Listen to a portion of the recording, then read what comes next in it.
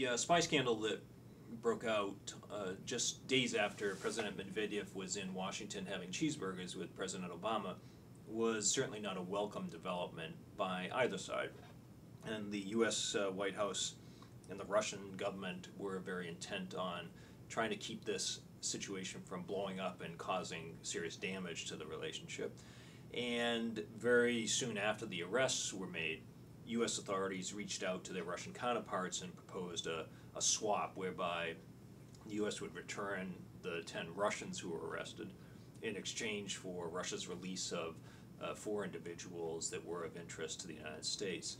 I think both Washington and Moscow were very eager to try to tamp this problem down, to make sure it did not lead to problems in other issues in the U.S.-Russian relationship. And I think we have seen efforts by both sides to try to put this behind them as quickly as possible. From the U.S. perspective, they didn't want this to upset the reset policy that the Obama administration deems as a major success in their foreign policy. They don't want it to become an issue with Senate ratification of the New START arms control agreement, and they want to make sure that the relationship stays on a positive, healthy track. From Moscow's perspective, I think there was a certain degree of embarrassment over how this unfolded. There has been a lot of criticism of the Russian Foreign Intelligence Service and criticism about what these people were in fact up to. And I think from the Russian perspective there was acknowledgement really faster than any other spy episode we've seen in the past that these were in fact Russian citizens and a willingness by the Russian side to agree to a swap. A lot of questions emerged from this. What were these people really up to? Why were they in the United States for so long? Why now did the FBI act? And what about one of the Russian individuals who was released from Russian prison, Igor Sutyagin, who has professed his innocence from day one, and that's a position that the U.S. has shared, saying that he in fact was not engaged in any activity on behalf of the CIA or any other U.S. government organization.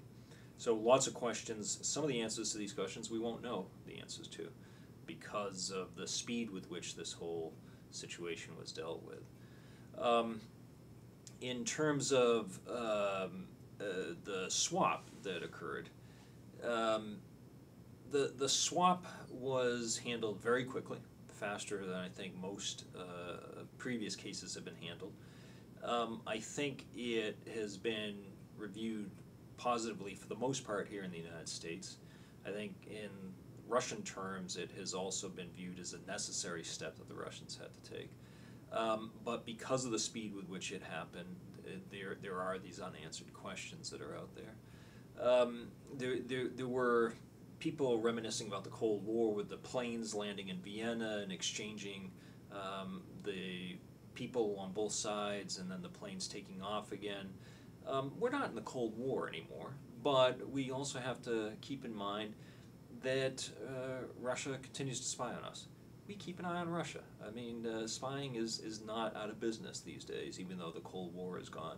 The ideology and the ideological differences may be gone, but we keep an eye on each other. Russia is interested not only in obtaining secret information from the U.S. government, but it is also interested in obtaining corporate information. It's interested in trying to influence people. It has become a little more sophisticated in its public diplomacy. It every now and then has an insert in the Washington Post called Russia Today, or Russia Now, and that's designed to try to have an influence on people's thinking. It has an English language 24-hour cable channel that broadcasts here in the United States and elsewhere. That too is an effort to try to influence people. And so one has to wonder, what exactly were these people doing if they weren't in fact trying to obtain secret government information? And is this the tip of the iceberg? Are there more incidents like this waiting to happen? Why were the Russians so eager to get their people back? Were they afraid that they were going to spill the beans and talk about other situations? And why was the U.S. in such a rush? Could the U.S. in fact have gotten more if it had held out for a longer period of time? Could We have secured the release of a few other people, even ones who haven't been linked to any espionage by Russian authorities.